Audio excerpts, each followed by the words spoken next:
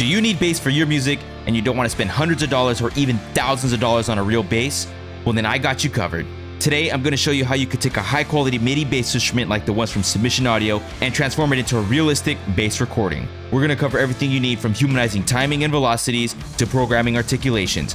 And stick to the end where I show you my uber crazy guitar DI trick to save you tons of time programming bass. Let's go. Okay, first things first, let's get you the software that you need. Go to nativeinstruments.com and download the free Contact Player. This software lets you run many MIDI libraries that are out there for paid and free. Next, go to submissionaudio.com.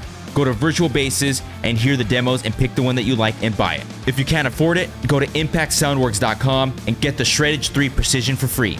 This is a great starter bass. However, I must stress that Submission Audio makes the best MIDI bass instruments for metal and are well worth the investment. If you can hold off for just a little while and save up some cash, you'll never need another bass instrument again. Now, before I go any further, I must stress here that you must have 80 to 90% of your guitar parts and drum parts written. There is no use programming the bass in if you are still in the writing process, as you'll just end up changing it later and waste your time. However, if you use bass as part of your writing process, then feel free to skip this step. Although I'm willing to bet that 90% of you are just like me and program the bass after the guitar and drum parts are written. One final suggestion. I highly recommend figuring out the key, chords, and scales of your song before you start to program. This will make programming bass much easier and allow you to write much more effective bass lines as you can play off the harmony that the guitars are creating, allowing for much more interesting harmonic structures in your music. Here's an example I wrote for my band's latest single.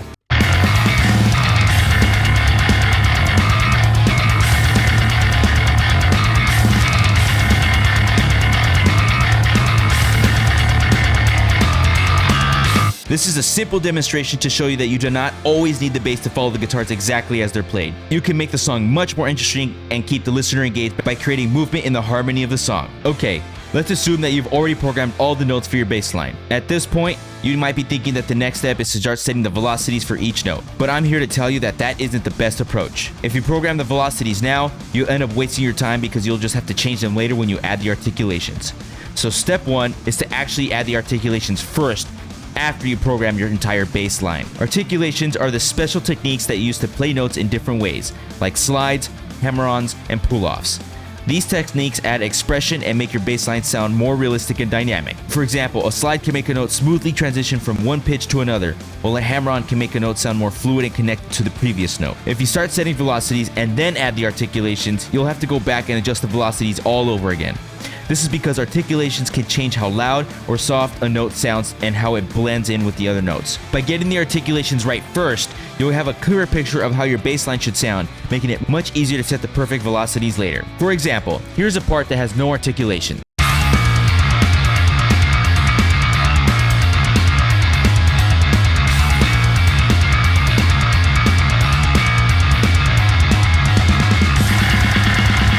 And here's that same example with the articulations added.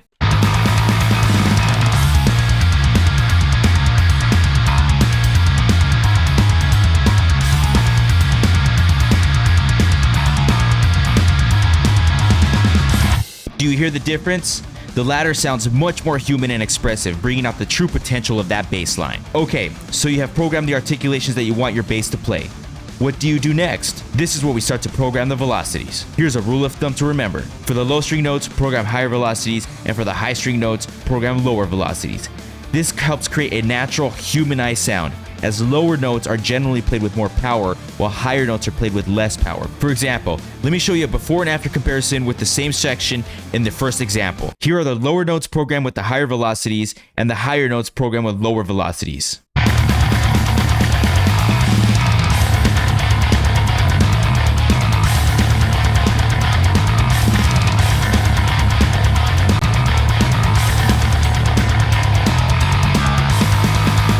And here's that same section with all the velocities maxed out.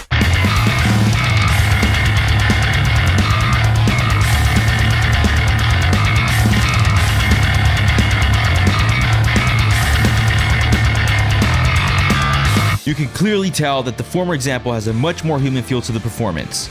So step number 2 is to program the velocities correctly by making sure that the lower notes are stronger and the higher notes are softer. This approach will give you your MIDI bass a more dynamic human sound. Alright, so we've added articulations and set the velocities, but why does our bass still sound rigid and stiff?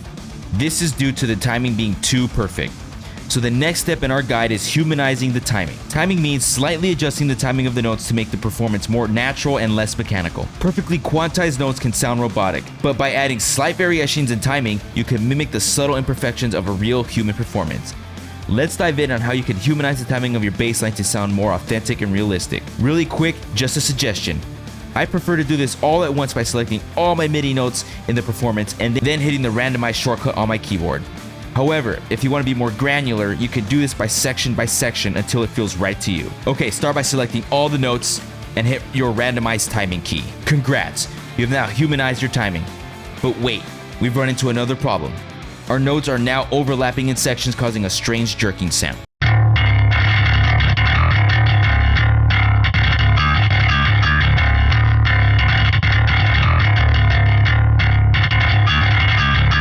We need to fix this. Luckily, it's an easy fix.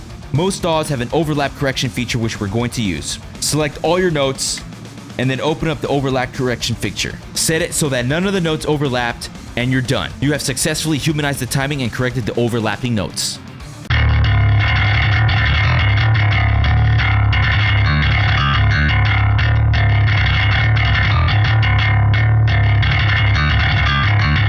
Now for the bonus tip I promised, using Melodyne to convert a guitar DI into MIDI to program bass faster. This is a crazy way for bedroom guitars to get interesting bass lines quickly. Simply record your guitar part, load it into Melodyne, and let Melodyne convert it into MIDI. Then use the MIDI data to program your bass. This trick can save you tons of time and make your bass lines much easier to program.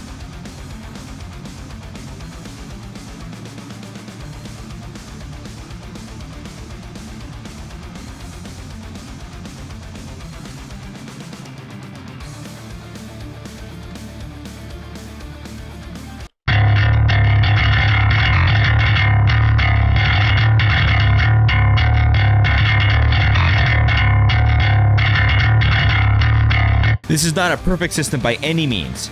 You are still going to need to program the articulations, correct the timing, and fix some individual notes. But the notes that you choose to have the bass play, as well as the velocities, will already be baked in. And there you have it.